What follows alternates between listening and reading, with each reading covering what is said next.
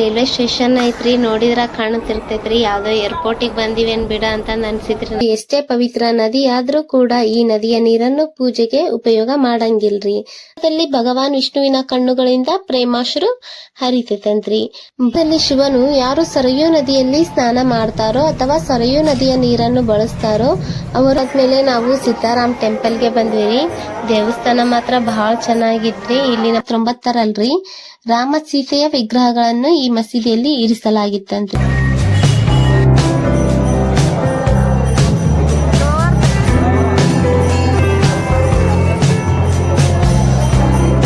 ಎಲ್ರಿಗೂ ನಮಸ್ಕಾರ ರೀ. Welcome back to my YouTube channel. ಇವತ್ತು ನಾವಿರೋದು ಅಯೋಧ್ಯದಲ್ಲಿ ರೀ.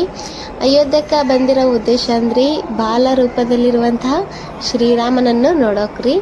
ಇದು ರೀ ಅಯೋಧ್ಯೆ ರೈಲ್ವೆ ಸ್ಟೇಷನ್ ಐತ್ರಿ. ನೋಡಿದ್ರ ಕಾಣುತ್ತಿರ್ತೈತ್ರಿ ಯಾವ್ದೋ ಏರ್ಪೋರ್ಟಿಗೆ ಬಂದಿವೇನ್ ಬಿಡ ಅಂತ ಅನ್ಸಿದ್ರಿ. ನನಗಂತ ಈ ತರ ರೈಲ್ವೆ ಸ್ಟೇಷನ್ ನಾ ಫಸ್ಟ್ ಟೈಮ್ ರೀ ಇಲ್ಲೇ ನೋಡಿದ್ದೆ.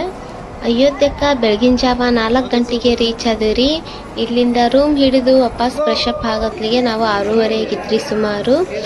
ಆಮೇಲೆ ರೌಂಡ್ ಟ್ರಿಪ್ ಇಲ್ಲಿ ನಡೀತಾ ಇರ್ತೈತ್ರಿ. ಒಂದು ರೌಂಡ್ ಟ್ರಿಪ್ಪಿಗೆ 4 ಜನಕ್ಕೆ 400 ರೂಪಾಯಿ ತಗೊಂತಾರ್ರಿ. ನಾವು 3 ಜನ ಮಾತ್ರ ಹೋಗಿದ್ದೀವ್ರಿ. ಹಾಗಾಗಿ ಅವ 350 ರೂಪಾಯಿ ತಗೊಂಡ್ರಿ. ಈ ರೌಂಡ್ ಟ್ರಿಪ್ ಅಲ್ಲಿ ನಾವು ಫಸ್ಟ್ ನೋಡಕ್ ಬಂದಿರೋ ಪ್ಲೇಸ್ ರೀ ಸರಯೂ ನದಿ ರೀ. ಸರಯೂ ನದಿ ರೀ ಅಯೋಧ್ಯೆಯ ಪವಿತ್ರ ನದಿ ಆಗೈತ್ರಿ. ಇದು ಎಷ್ಟೇ ಪವಿತ್ರ ನದಿ ಆದ್ರೂ ಕೂಡ ಈ ನದಿಯ ನೀರನ್ನು ಪೂಜೆಗೆ ಉಪಯೋಗ ಮಾಡಂಗಿಲ್ರಿ. ಅದು ಯಾಕ ಅಂತ ನಂತರದಲ್ಲಿ ನಾ ಹೇಳ್ತೀನ್ರಿ. ಸರಯೂ ನದಿಯ ವಿವರಣೆಯನ್ನು ನಾವು ಮತ್ಸ್ಯ ಪುರಾಣದ 121ನೇ ಅಧ್ಯಾಯದಲ್ಲಿ ಮತ್ತು ವಾಲ್ಮೀಕಿ ರಾಮಾಯಣದ 24ನೇ ಸರ್ಗದಲ್ಲಿ ನೋಡಬಹುದ್ರಿ. ಭಗವಾನ್ ಶ್ರೀರಾಮ ಅಯೋಧ್ಯೆಯನ್ನು ಆಳಿದ್ದು ಇದೇ ನದಿಯ ಬಲ ದಂಡೆಯಲ್ಲಿರಿ.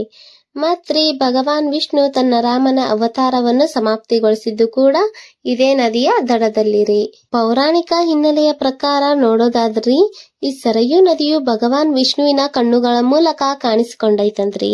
ಆನಂದ ರಾಮಾಯಣ ಯಾತ್ರಾ ಕಥೆಯ ಪ್ರಕಾರ ಪ್ರಾಚೀನ ಕಾಲದಲ್ಲಿ ಶಂಕಾಸುರ ಎನ್ನುವ ದೈತ್ಯ ವೇದಗಳನ್ನು ಕದ್ದು ಸಮುದ್ರಕ್ಕೆ ಎಸೆದ್ನಂತ್ರಿ. ಮತ್ರಿ ಆ ಅಸುರ ಅದೇ ಸಮುದ್ರದಲ್ಲಿ ತಾನು ಅಡಗಿ ಕುಳಿತುಕೊಳ್ತಾನಂತ್ರಿ. ನಂತರ ಭಗವಾನ್ ವಿಷ್ಣು ಮತ್ಸ್ಯಾವತಾರವನ್ನು ತಾಳಿ ದೈತ್ಯ ರಾಕ್ಷಸನನ್ನು ಸಂಹಾರ ಮಾಡಿ ವೇದಗಳನ್ನು ಭಗವಾನ್ ಬ್ರಹ್ಮನಿಗೆ ಹಿಂದಿರುಗಿಸ್ತಾರಂತ್ರಿ. ಆ ಸಂದರ್ಭದಲ್ಲಿ ಭಗವಾನ್ ವಿಷ್ಣುವಿನ ಕಣ್ಣುಗಳಿಂದ ಪ್ರೇಮಾಶ್ರು ಹರಿತೈತಂತ್ರಿ.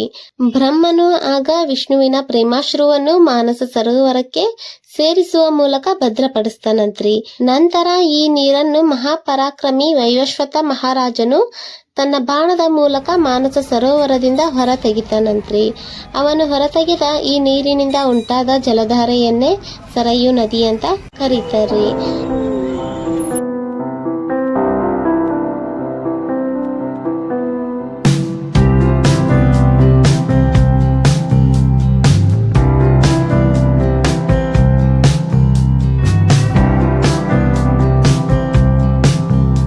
ಅಯೋಧ್ಯೆಯಲ್ಲಿ ರಾಮನ ಜೀವನಕ್ಕೆ ಸಂಬಂಧಿಸಿದ ಪ್ರಮುಖ ಸ್ಥಳಗಳಲ್ಲಿ ಸರಯೂ ನದಿ ಕೂಡ ಒಂದಾಗೈತ್ರಿ.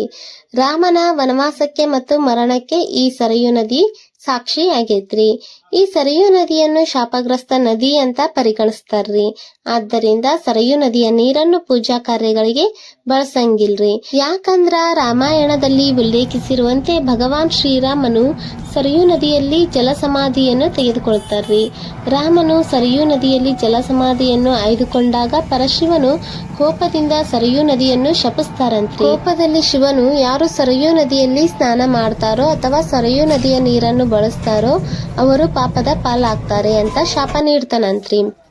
ಶಾಪದಿಂದ ಚಿಂತೆಗೊಳಗಾದ ಸರಯೂ ನದಿಯು ಶಿವನ ಆಶ್ರಯವನ್ನು ಪಡೆದುಕೊಂಡು ನಡೆದ ಘಟನೆಯನ್ನು ವಿವರಿಸ್ತೈತಂತ್ರಿ. ನಂತರ ಶಿವನು ಕೋಪವನ್ನು ಕಡಿಮೆ ಮಾಡಿಕೊಂಡು ನದಿಯಲ್ಲಿ ಸ್ನಾನ ಮಾಡಿದವರಿಗೆ ಅಥವಾ ನದಿಯ ನೀರನ್ನು ಬಳಸಿದವರಿಗೆ ಪಾಪ ಬರಂಗಿಲ್ಲ, ಆದರೆ ನಿಮ್ಮ ನೀರನ್ನು ಪೂಜೆಯಲ್ಲಿ ಬಳಸಲು ಸಾಧ್ಯವಿಲ್ಲ ಎಂದು ಶಾಪವನ್ನು ಕಡಿಮೆ ಮಾಡ್ತಾರಂತ್ರಿ.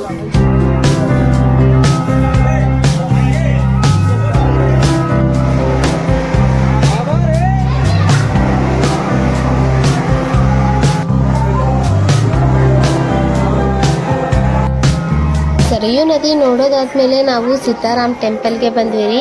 ದೇವಸ್ಥಾನ ಮಾತ್ರ ಬಹಳ ಚೆನ್ನಾಗಿತ್ರಿ. ಇಲ್ಲಿನ ಪಾಸಿಟಿವ್ ವೈಬ್ಸ್ ಮನಸ್ಸಿಗೆ ಬಹಳ ತೃಪ್ತಿಯನ್ನು ನೀಡ್ತಾ ಇದ್ರಿ. ನಮ್ ಸೈಡ್ ನಾನ್ ನೋಡಿದ ಪ್ರಕಾರ ರೀ ದೇವಸ್ಥಾನಗಳಲ್ಲಿ ಪಾರಾಯಣ ಮಾಡೋದು ಕಡಿಮೆ ರೀ. ಬಟ್ ಈ ಕಡೆ ಯಾವ ದೇವಸ್ಥಾನಕ್ಕರ ಹೋಗ್ಲಿ ಪಾರಾಯಣ ಎನಿ ಟೈಮ್ ನಡೀತಾ ಇರ್ತೈತ್ರಿ. ಸೀತಾರಾಮ್ ಮಂದಿರವನ್ನು ನೋಡೋದಾದ್ಮೇಲೆ ನಾವು ರಾಮ ಮಂದಿರಕ್ಕೆ ಬಂದ್ವಿ. ಅಯೋಧ್ಯೆಯನ್ನು ಈಶಪುರಿ ಅಂತಾನೂ ಕರೀತಾರ್ರಿ. ಅಯೋಧ್ಯೆಯ ಈ ರಾಮ ಮಂದಿರ ಒಂದು ಹಿಂದೂ ದೇವಾಲಯ ಆಗೈತ್ರಿ. ಇದು ರಾಮ ಜನ್ಮಭೂಮಿಯ ಪವಿತ್ರ ಯಾತ್ರಾ ಸ್ಥಳವಾಗೈತ್ರಿ. ಆಗಸ್ಟ್ 6, 2018ರಂದು ಭಾರತದ ಪ್ರಧಾನಿ ನರೇಂದ್ರ ಮೋದಿ ಅವರು ಈ ದೇವಾಲಯದ ಶಿಲಾನ್ಯಾಸವನ್ನು ಮಾಡಿದ್ರಂತ್ರಿ. ಈ ದೇವಾಲಯದ ಸ್ಥಳ ರೀ ಭಾರತದಲ್ಲಿ ಹಿಂದೂಗಳು ಮತ್ತು ಮುಸ್ಲಿಮರ ನಡುವೆ ಕೋಮು ಉದ್ವಿಗ್ನತೆಗೆ ಕಾರಣ ಆಗಿತ್ರಿ.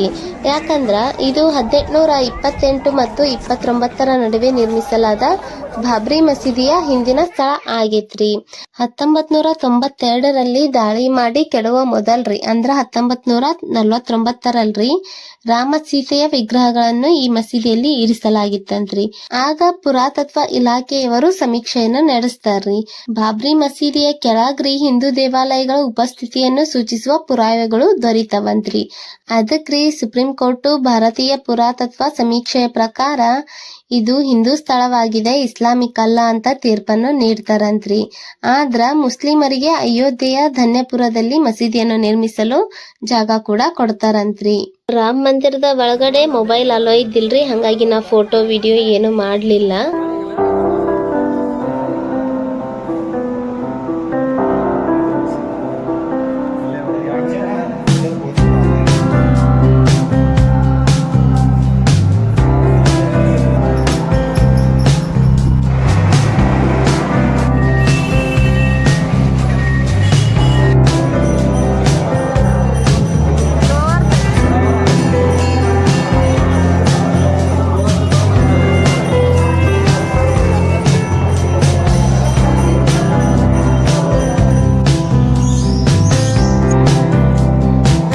ಸಾಕಷ್ಟು ಪ್ಲೇಸ್ ಇದಾವ್ರಿ ಅಯೋಧ್ಯೆದಲ್ಲಿ ನೋಡೋದಕ್ಕೆ. ಬಟ್ ನಮಗ್ ನೋಡಕ್ ಆಗ್ಲಿಲ್ಲ ರೀ, ನಾವ್ ಇಷ್ಟೇ ಪ್ಲೇಸ್ ನೋಡಿದ್ವಿ. ದಶರಥ್ ಮಹಲ್ ಅಂತೂ ಬಹಳ ಚೆನ್ನಾಗಿದೆ ರೀ. ಅಯೋಧ್ಯೆಕ್ ಹೋದ್ರ ಅದಕ್ಕ ವಿಸಿಟ್ ಮಾಡೇ ಬರ್ರಿ. ಇವತ್ತಿನ ಮಾಹಿತಿ ಇದಾಗಿತ್ರಿ. ಈ ವಿಡಿಯೋ ನಿಮಗೇನಾದ್ರೂ ಇಷ್ಟ ಆಗಿದ್ದಲ್ಲಿ ವಿಡಿಯೋಕ್ಕ ಲೈಕ್ ಮಾಡ್ರಿ, ಕಾಮೆಂಟ್ ಮಾಡ್ರಿ, ಮತ್ತೆ ಶೇರ್ ಮಾಡ್ರಿ. ಎಲ್ರಿಗೂ ಧನ್ಯವಾದಗಳು ರೀ.